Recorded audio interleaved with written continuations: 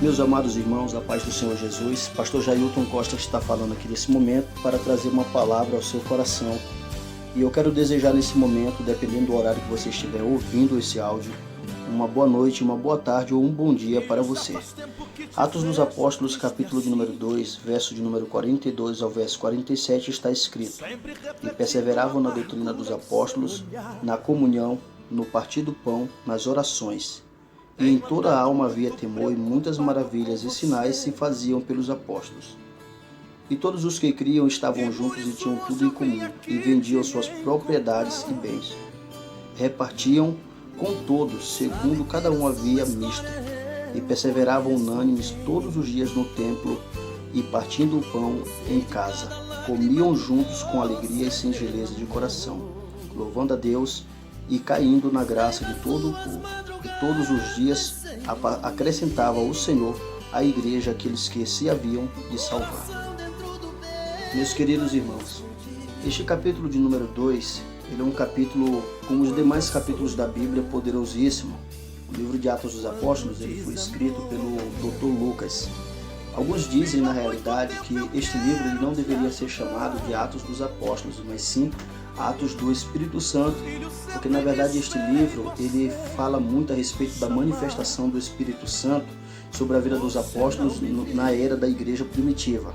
A igreja primitiva é dada esse nome exatamente porque foi o início da igreja, quando Deus chamou ali o povo, os apóstolos, para poder levar a palavra de Deus, e assim formou-se uma grande igreja. A palavra de Deus vai nos dizer que o Senhor falou para os apóstolos que eles deveriam ficar em Jerusalém até que do alto eles fossem revestidos de poder, para poder assim por diante levar a palavra de Deus, se tornarem testemunhas do Senhor, louvado seja Deus, e assim alcançar as nações, louvado seja Deus para sempre. E aqui no capítulo de número 2 vai nos falar exatamente sobre o cumprimento da promessa do Senhor sobre a vida dos apóstolos. O verso de número 1 vai nos dizer que assim que se cumpriu os dias de Pentecostes, eles estavam reunidos em um determinado lugar. E nessa reunião onde eles estavam, de repente veio um vento impetuoso que encheu toda aquela casa. Nós bem sabemos que o vento dentro da Bíblia Sagrada ele tem uma importância muito grande, porque é uma representação, louvado seja Deus, do Espírito Santo do Senhor. E a Bíblia vai nos dizer que quando este vento encheu toda a casa, ouviu-se um som e de repente veio como que línguas de fogo sobre aqueles apóstolos, que repartiu-se entre eles e eles começaram a falar em outras línguas.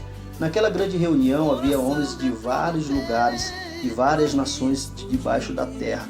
E quando eles falavam, segundo o Espírito Santo concedia que eles falassem, aquelas pessoas que falavam outros dialetos entendiam o que eles estavam falando. Na realidade, era um grande mistério que Deus estava desenrolando para fazer com que as nações ouvissem através dos apóstolos a mensagem da salvação de Deus, que foi gerada através do Senhor Jesus Cristo, a qual naquele momento o Espírito do Senhor estava inspirando o apóstolo Pedro juntamente com seus companheiros para poder pregar a mensagem de Deus àqueles homens que estavam ali naquela reunião. E a Bíblia vai dizer que quando este vento enche, todos eles foram cheios do Espírito Santo do Senhor. Como já falei, e durante esse período em Jerusalém, muitos homens estavam habitando naquele lugar. Eram homens que eram judeus, homens religiosos de todas as nações que estavam debaixo da terra. E quando aquele som se ajuntou, uma multidão estava confusa, porque cada um ouvia falar na sua própria língua. E todos se pasmavam, porque eles ouviam os apóstolos falar na própria língua deles as maravilhas de Deus, para que eles pudessem estar ouvindo. O propósito de Deus ali exatamente era que os homens conhecessem o projeto da salvação, que agora, depois que Jesus ascendeu ao céu, deixou os seus apóstolos, que eram o início da igreja, que iria agora levar a palavra aos demais seres humanos na face da terra. E hoje estamos nós aqui também como resultado desse trabalho, como frutos, certo, da pregação da palavra de Deus gerada pelos apóstolos do Senhor Jesus. E a Bíblia vai nos revelar que aqueles homens que estavam ali, alguns deles diziam, perguntavam-se para si o que realmente estava acontecendo, e outros diziam que eles estavam embriagados. Pedro se levanta juntamente com os apóstolos e, pela autoridade do Espírito Santo, começa a falar para aqueles homens. E Pedro, quando se levanta, ele põe-se de pé no meio dos 11 apóstolos, louvado seja Deus, e ele levanta a sua voz e chama a atenção de todos os homens judeus, certo? E todos os homens que habitam em Jerusalém. O verso de número 14 diz: e todos os que habitais em Jerusalém, seja-vos isto notório, e escutai as minhas palavras. E agora Pedro, inspirado pelo Espírito de Deus, ele fala àqueles homens das nações que os apóstolos não estavam embriagados, mas que na realidade aquilo era manifestação do poder de Deus, que havia sido profetizado, inclusive pelo profeta Joel, que falou, como vai dizer no verso 17, nos últimos dias acontecerá, diz Deus, que do meu Espírito derramarei sobre toda a carne. E agora o profeta Joel vai falar a respeito disso, e quem vai ratificar é o apóstolo Pedro, com muita ousadia do poder de Deus, depois que recebeu sobre sua vida a unção poderosa do revestimento do Espírito Santo. Na realidade, é que eles receberam o batismo com o Espírito Santo e com fogo, aonde que o batismo, na realidade, é um revestimento de poder. Eles já tinham o poder de Deus na vida, mas eles receberam uma porção dobrada agora para continuar realizando milagres e maravilhas na face da terra. E o apóstolo Pedro vai falar a respeito dos atos proféticos que Joel havia profetizado, do que haveria de acontecer, que seria gerado pela pessoa do Espírito Santo. E quando Pedro termina de pregar aquela palavra, mesmo com pessoas zombando, como já falamos, e mesmo com aqueles homens que estavam zombando, desconhecedores da mensagem de Deus, eles não deixaram de pregar aquilo que Deus havia colocado na boca deles, o que gerou na realidade na vida daqueles homens uma mudança de vida. Aquela mensagem que foi pregada foi uma mensagem que fez com que aqueles homens viessem se arrepender de seus pecados e viessem abandonar a sua vida pecaminosa, servindo ao Deus vivo, o Deus dos apóstolos, Deus da igreja. Porque foi uma mensagem pregada a respeito de Jesus Cristo.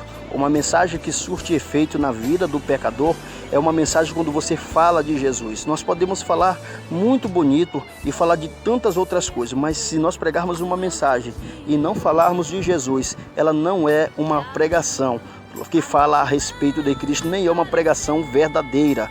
Louvado seja o nome do Senhor. Porque ela não é uma mensagem cristocêntrica. Então a mensagem tem que ser como aqui os apóstolos pregaram, falando a respeito do Salvador, que havia sido crucificado, mas que havia sido ressuscitado ao terceiro dia. Louvado seja Deus, para poder garantir a vida eterna àqueles que acreditam em seu nome. A mensagem foi tão poderosa que levou aqueles homens, certo, a perguntar aos apóstolos o que eles deveriam fazer. E o apóstolo Pedro, inspirado pelo Espírito de Deus, disse que eles deveriam se arrepender e que cada um deles fosse batizados em nome de Jesus e recebesse o dom do Espírito Santo, porque a promessa era para eles e para todos quanto na realidade o Senhor havia chamado, para eles e para a família deles e todos quanto o Senhor havia chamado. E o que mais demonstra o arrependimento daqueles quase 3.000 homens que se renderam ao Senhor Jesus foi o fato de eles descerem às águas para serem batizados como um ato de arrependimento, para depois receberem o dom do Espírito Santo em suas vidas. Não quer dizer que era uma regra para que eles fossem batizados em águas para receber o dom do Espírito Santo. Não é uma regra. O que queremos falar aqui não é absolutamente sobre esse tema, mas o que queremos falar é que aquela mensagem surgiu um resultado de quase 3.000 almas que aceitaram ao Senhor Jesus, que aderiram ao cristianismo. Louvado seja o nome do Senhor. E a Bíblia vai dizer que após esses homens aceitarem ao Senhor, eles perseveravam nos ensinos, certo, dos apóstolos. Louvado seja Deus, eles viviam em comunhão. Certo? Existe uma palavra por nome koinonia, que quer dizer comunhão, louvado seja o nome do Senhor. E eles tinham comunhão no partir do pão, eles viviam juntos nas orações, louvado seja Deus, e sobre eles havia também o temor de Deus. E a palavra do Senhor vai nos dizer que Deus continuava fazendo muitas maravilhas no meio deles e acrescentava a cada dia o número de almas que haviam de ser salvas. O que eu quero dizer que é de grande importância que nós preguemos uma mensagem de arrependimento, uma mensagem que venha transformar vidas. Louvado seja o nome do Senhor. E que nós não venhamos nos calar, mas que possamos pregar a palavra de Deus, mesmo em meio a pessoas que estão zombando. Porque na realidade, Deus, quando Ele dá do seu Espírito para nós, é para que nós ousadamente, com veemência, venhamos falar a respeito da salvação de Deus, que é o Senhor Jesus Cristo. Louvado seja Deus. E quando nós assim fazemos, o Espírito Santo se encarrega de convencer o homem de seus pecados, o transformando em uma nova criatura, fazendo com que ele abandone as práticas velhas e tenha práticas novas para a glória do nome do Senhor, que geram obras de salvação. Louvado seja Deus em sua vida, obras de uma pessoa salva em nome do Senhor Jesus. E assim Deus ele irá continuar confirmando, louvado seja Deus, porque assim estaremos perseverando, estaremos andando unidos, mesmo em momentos difíceis como vivemos hoje, estaremos juntos, suprindo as necessidades uns dos outros conforme as condições e o nosso alcance. Louvado seja o nome do Senhor.